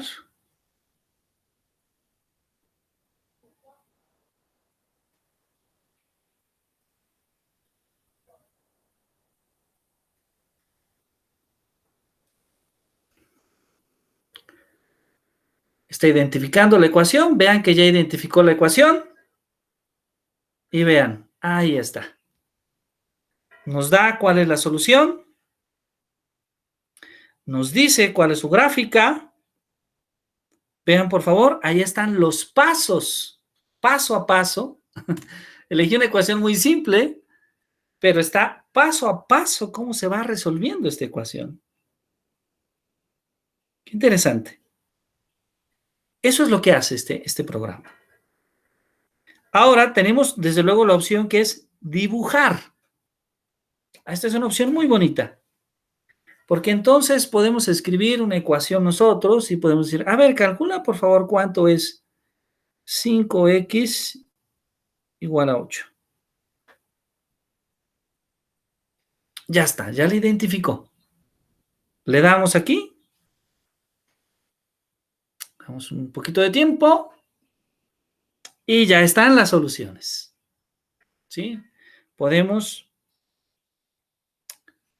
pedirle que nos dé los pasos para encontrar la solución y nos dé la gráfica. ¿Sí? Y nos dé la gráfica. Entonces, bueno, es una herramienta útil, es una herramienta que pueden nuestros alumnos utilizar. Ya hemos visto todo este potencial que tiene para hacer matemáticas básicas, es decir, vamos a poder hacer álgebra, trigonometría, cálculo diferencial e integral, y bueno, va a estar muy a la mano, va a estar bastante simple. Pero, profesor, una molestia, disculpe, claro, que lo interrumpa. Claro. Porque sí, efectivamente estas aplicaciones los alumnos las conocen, pero yo siento que eso es muy tramposo, porque ya les está dando todo resuelto y ellos ya no están ocupando las herramientas para resolver ellos, ya no están usando su cerebrito para resolver y aprender. El hecho de que ellos conozcan estas aplicaciones, pues tramposamente lo hacen y ya entregan la tarea. ¿Cómo salió? ¿Quién sabe? ¿Entendí lo que me explicaron? Pues no lo entendí, yo simplemente le saqué con Photomat y lo envié. Claro. De verdad, yo, bueno, para nivel bachillerato, yo esto siento que, pues sí, es un contra. A lo mejor para nivel licenciatura, no, porque es algo que ellos ya aprendieron, que ya deben de conocer y a lo mejor es para ahorrar tiempo y ahorrar un poquito de recursos, pero para bachillerato, la verdad que a mí me ha costado mucho trabajo. Yo tuve que hacer un examen final, el del año pasado, justamente que nos tocó en mayo, el examen, abril, mayo, examen final, o sea, en pleno inicio de pandemia. Dije, ¿cómo se los hago para cerciorarme que no me están haciendo trampa? Pues ni modo, en Meet, órale, todos su camarita en su cuaderno, me van a escribir en el cuaderno las operaciones y yo voy a ver que efectivamente lo están haciendo. Y la verdad que sí me dio mucha desconfianza, pues, el que ellos conocen las herramientas. Ellos no lo dicen, pero sí las conocen, ¿eh? Las conocen perfectamente. Entonces, aprovechando, pues, este curso, ¿qué hacemos? Efectivamente, confiar o de plano, o sea, ¿cuál es la situación aquí, no? ¿Cuál sería? Yo creo que hay que buscar sacar provecho de estas aplicaciones, más que verlas como, en efecto, es un reto para nosotros importante. Lo primero es darnos cuenta que existen, porque debo mencionar que hay muchos maestras y maestros que no las conocen. Entonces, seguimos asumiendo un poco esta idea de que el alumno, digamos, lo va a hacer por su propia cuenta, y ahora sabemos que hay instrumentos que lo hacen por el alumno. Ahora, esto es algo muy semejante a nuestra época, cuando no sabíamos resolver un problema e íbamos y buscábamos un libro en la biblioteca y decíamos, ese libro tiene un ejercicio, ese ejercicio 19 es idéntico al que el maestro nos dejó. Y entonces copiamos, tomamos ideas de cómo se resolvía. La parte importante de esto es que el alumno no lo copie tal cual, es decir, que el alumno no simplemente lo copie, sino que el alumno comprenda los pasos. Y bajo esa perspectiva puede ser útil. Bajo esa perspectiva decirle, mira, tienes entonces aquí una especie de recetario de muchos ejercicios, de muchísimas posibilidades, para que tú observes cómo se resuelven, analices paso a paso y lo intentes tú. Y claro, aquí hay un proceso de concientización del alumno que es sumamente importante, porque habrá un momento, o sea, puede tener este instrumento a la mano todo el tiempo, con excepción del examen, con excepción de los momentos donde necesita demostrar, donde necesita mostrarnos que ha comprendido, que ha logrado desarrollar ciertos aprendizajes. Entonces, ¿es algo útil? Sí, pero entonces implica que nosotros cambiemos cómo dejamos la tarea, ¿verdad? Porque sabemos que ahora dejar una lista de ejercicios y que alguien nos diga cuáles son sus soluciones, pues para ellos va a ser simple, ¿no? Entonces, tendríamos que cambiar la estrategia conociendo que existen ya estos instrumentos. Ahora, este que estamos mostrando es para matemáticas, digamos, término medio, ¿no? Estamos hablando media superior casi. Ahora, si me permiten, voy a mostrarles el poder de Maple, porque Maple tiene otra aplicación que hace algo muy parecido, pero la diferencia es que Maple tiene un poder de cómputo más alto, es decir, resuelve problemas, por ejemplo, ya de ecuaciones diferenciales, ¿sí? Pero antes, si ustedes me permiten, me gustaría escuchar a la maestra Carolina. Hace un ratito levantó la mano. Maestra Carolina, adelante, por favor, si está. Sí, muchas gracias. Yo creo que es cambiar el panorama. Y perdón por lo que voy a decir a continuación, pero nosotros podemos incluso terapearlos un poquito. Yo al principio de todo esto les decía que son pocas cosas las que el ser humano posee en realidad. Y una de ellas es el conocimiento. Lo que tú sabes, ni el villano más villano puede venir a quitártelo, ni la persona más bondadosa puede venir a dártelo. Lo sabes tú y punto. Es tratar de guiarlos, no nada más a que si no usan la tecnología o si la usan o lo que sea, sino que readquieran algunos valores. Y ellos solitos, después de una buena charla, ellos solitos dicen, bueno, sí lo tengo a la mano, pero pues sí, lo que sé es lo mío, ¿no? No lo que me da un celular. Eso como un primer punto. Y como un segundo punto, yo creo que hay problemas tan bien planteados que el resultado no te dice nada. O que no es tan fácil llegar a la ecuación. Esto no resuelve problemas, resuelve ecuaciones a final de cuentas, ¿no? Si tú planteas un problema que los lleve a razonar, el simple hecho de que lleguen a la ecuación que necesitan para resolver el problema ya es un buen paso.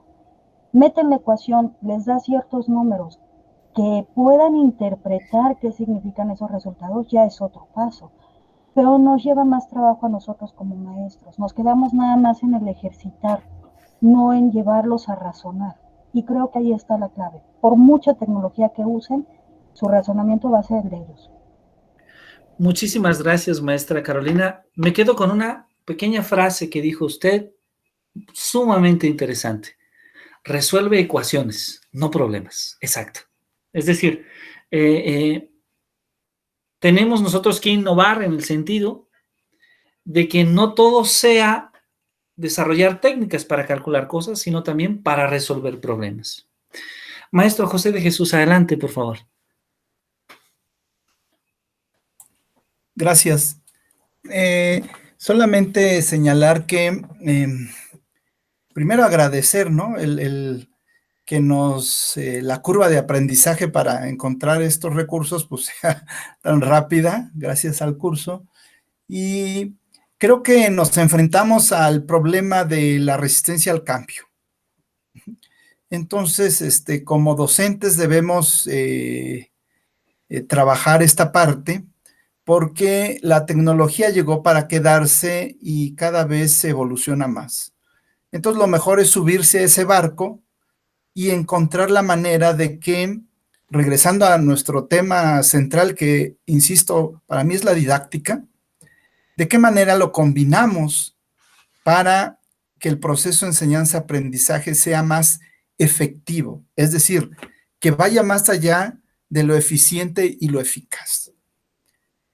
Y en términos de resultados, podamos ver mejores aprendizajes de los alumnos, porque hoy día, por este boom tecnológico, hay un problema que ha emergido con mayor fuerza, ¿no? Ahí estaba, pero lo vemos con mayor fuerza, y se trata de la competencia de comprensión lectora. Ese es el talón de Aquiles de nuestros estudiantes tecnológicos, ¿sí? O con habilidades tecnológicas. La competencia de comprensión lectora es el talón de Aquiles. Y entonces podemos,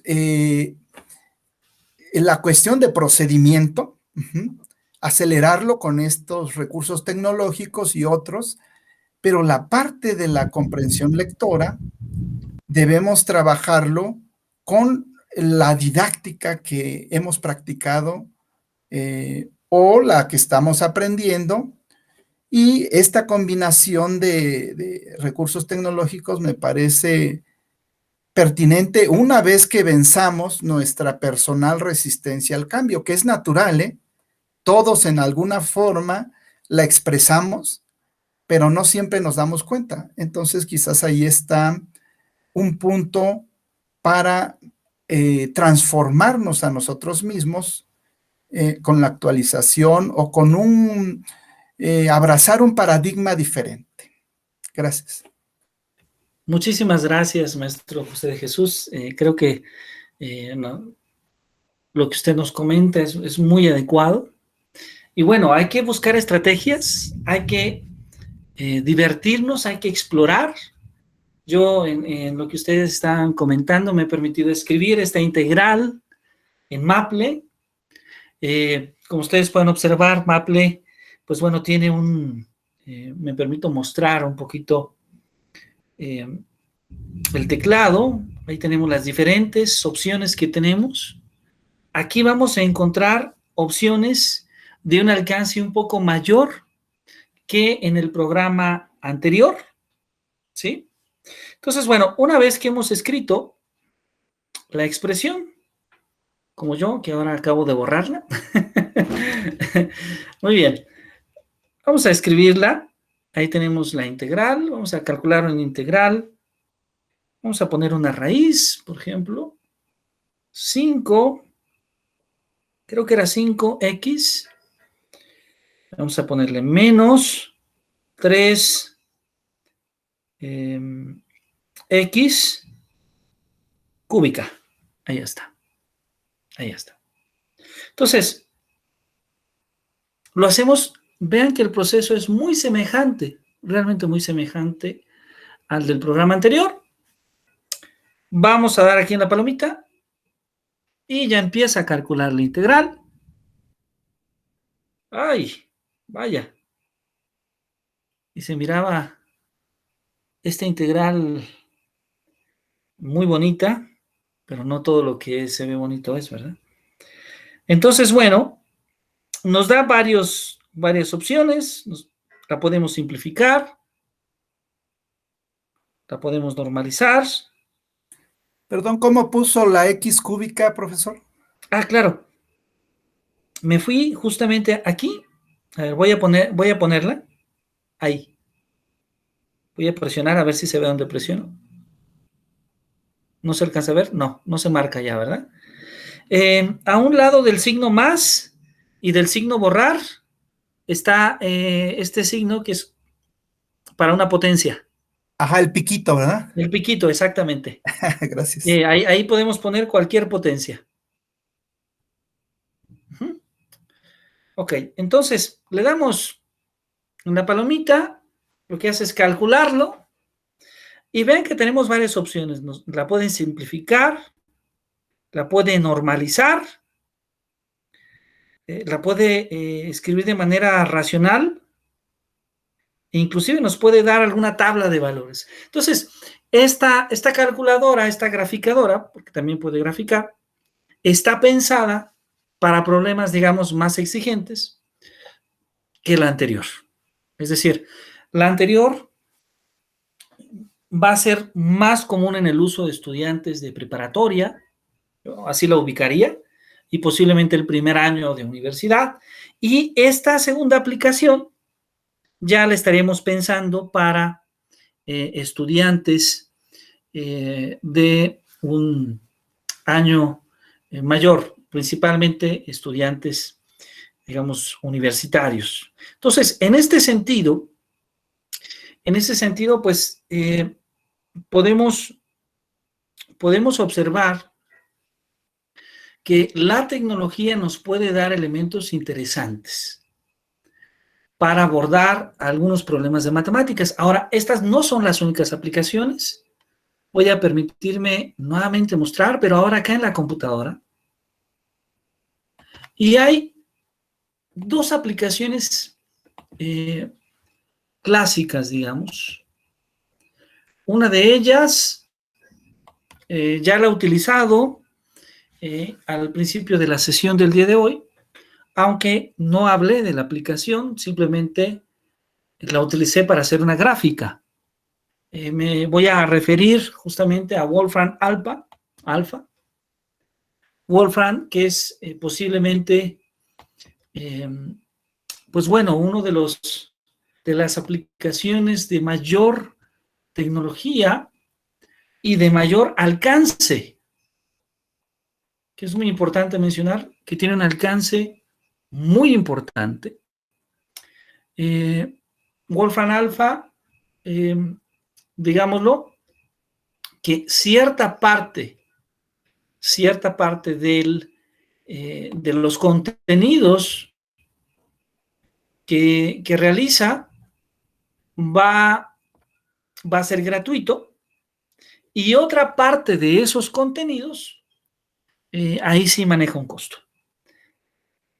Inclusive, Wolfram Alpha va a desarrollar su propio lenguaje para escribir. ¿Qué puedes hacer en Wolfram Alpha? Pues más cosas, realmente más cosas. Es decir, puedes hablar de matemáticas elementales, de física, cuestiones que tienen que ver con álgebra, graficación, cálculo, análisis, geometría, ecuaciones diferenciales, ciencias de la salud, ciencias computacionales, ingeniería, química, en fin, una diversidad muy, pero muy importante, con un potencial muy importante.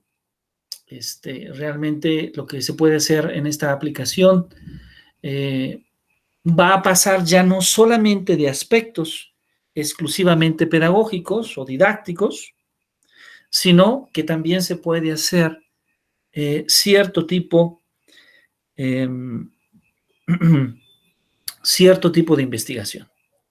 Entonces, aquí vamos a encontrar una aplicación que tiene más tecnología, es decir, que podemos hacer más cosas, podemos estudiar problemas matemáticos de mayor profundidad, desde estudiar los cuaternios, los grupos finitos, los campos finitos, estudiar el domingo y rango, funciones racionales, resolver ecuaciones, polinomios, etcétera, álgebra lineal. Entonces, está diseñado para geometría, para profundizar en problemas. Ahora, aquí quisiera comentar que, bueno, para estudiar esta aplicación sí tenemos que revisar, digamos, el propio lenguaje que utiliza, que es un lenguaje simple, afortunadamente es un lenguaje agradable, pero yo lo dejaría para que todas y todos ustedes pudieran explorarla y tal vez puedan encontrar elementos interesantes para trabajar. Ahora, si ustedes están enterados, perfecto. GeoGebra es un extraordinario instrumento. Realmente es de los mejores instrumentos. No quise hablar tanto de GeoGebra ahora en esta ocasión, porque ciertamente pensé, espero no haberme equivocado en ello, que seguramente era el programa más utilizado de su parte. Es decir, que posiblemente varios de ustedes ya tenían la oportunidad de conocerlo.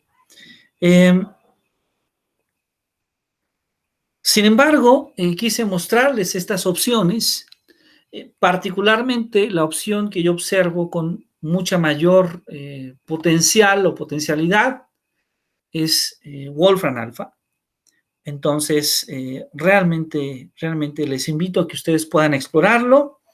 En la plataforma hemos compartido un video con algunos elementos básicos para cómo ingresar, para cómo escribir en el programa.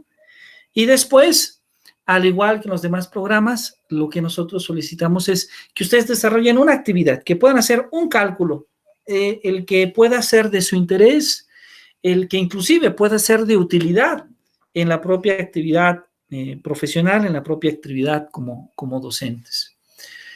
Y otro programa que comentamos muy brevemente, porque estos son programas que al igual que Wolfram Alpha hay, es decir, podríamos hacer un curso de Wolfram Alpha, es lo que trato de decir. Aquí hay bastante, es todo un mundo, ¿no? de actividades que se pueden hacer. El otro programa, para aquellos profesores o profesoras que impartan temas que tienen que ver con álgebra lineal o con álgebra abstracta, el otro programa es GAP. GAP es un programa, es un lenguaje, es algo muy semejante a lo que nos ofrece Wolfram Alpha, pero GAP podemos trabajar desde dos maneras en él. Ya tiene en cierta medida cargado las estructuras matemáticas básicas. Y voy a referirme principalmente al álgebra, Pero GAP, al igual que Wolfram Alpha, tiene la opción de que tú construyas nuevas estructuras. Y esa es una parte interesante, porque entonces no solamente hablamos de la enseñanza, sino que también hablamos de que se puede hacer investigación en estos programas. Es decir, se puede programar, se pueden gestionar programas nuevos para estudiar características, inclusive nuevas, en algunas estructuras. Ha sido muy interesante porque GAP se ha utilizado, por ejemplo, para estudiar inclusive algunos resultados de álgebra que en 2 o 3 casos conocidos se ha demostrado que no se cumplen, porque GAP ha permitido calcular, no sé, espacios, dimensiones, etcétera, ¿no? Entonces, yo les invito a que ustedes, si están interesados en estos programas, puedan explorarlos un poquito. La actividad que nosotros dejamos como tal en el curso está intrínsecamente relacionada principalmente a los 3 primeros programas, ¿sí? Es decir, que el caso de Wolfram Alpha y el caso de GAP los hemos propuesto solamente como un medio, digamos, de exploración, mientras que en el caso concreto de PHT, de Microsoft MathSolver y de Maple, en estos tres casos sí pedimos que en la primera ocasión que ustedes elijan una simulación y propongan una actividad que ustedes podrían desarrollar con sus alumnos. Y en los dos segundos casos, en la actividad 16 y 17, lo único que pedimos es que ustedes manipulen, que aprendan a calcular, que es bastante simple. Creo que en una tarde pueden disfrutar bastante de cálculos, pueden explorar un poquito estas dos herramientas. Y bueno, con esto les estaremos invitando a realizar la actividad 20, que es la actividad final, es la actividad de evaluación final. ¿Qué les invitamos en esta actividad? Les pedimos elaborar un reporte breve de 3 a 6 páginas, ¿sí? Donde ustedes nos puedan incluir algunas reflexiones sobre la práctica docente, sobre su propia visión de la enseñanza, del aprendizaje de las matemáticas y sobre cuáles son algunas de las cualidades de la pertinencia en el uso de la tecnología en su práctica docente, ¿sí? De hecho, ustedes pueden subir alguna actividad y hacer un análisis propio de por qué consideran, por ejemplo, si ponen una determinada actividad en MathSolver, que es una buena actividad o por qué no lo es, ¿verdad? También es algo debatible, desde luego. Ahora, no todos tendríamos que estar de acuerdo que el uso de tecnología es lo mejor, aunque nosotros estaremos siempre en la perspectiva de que pues tenemos que adaptarnos a estos tiempos, a estas nuevas herramientas, pero desde luego es completamente válido que cada quien haga una breve argumentación sobre sus ideas.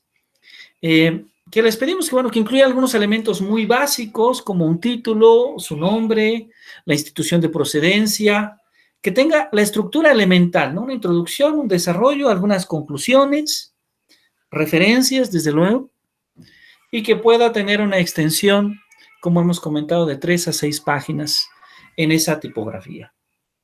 Esto es lo que pedimos para la evaluación final. Y bueno, les invitamos, me permito invitar a todos ustedes, a que puedan disfrutar de estos programas, a que puedan explorarlos y que seguramente en ello puedan encontrar algunas herramientas que puedan ser útiles para su práctica docente. Tendremos esta semana, toda esta semana para hacer esta exploración. Y bueno, yo deseo únicamente agradecerles a todas y a todos ustedes porque nos han acompañado a lo largo de estas 4 semanas. Sé que no ha sido una tarea simple estar los lunes, estar los miércoles, y además considerando el hecho de que pues ustedes realizan otras actividades, es decir, a la par de este curso seguramente están impartiendo sus propios cursos o están escribiendo sobre matemáticas y pues bueno, agradezco toda su atención y su disposición a este curso. No me queda más de que agradecer su trabajo y bueno, invitarlos a que envíen estas actividades. Si alguien por alguna situación de salud o laboral no ha podido enviar aún las actividades correspondientes a las semanas anteriores, aún tiene este tiempo para hacerlo. Es decir, nos han indicado justamente que la fecha de corte que tendremos será la próxima semana. Entonces, yo me permito sugerir que a principios de la semana entrante, es decir, entre lunes y martes, de ser posible, todos puedan enviar sus actividades. Inclusive, nuevamente comento, si alguien por alguna razón no pudo hacerlo antes,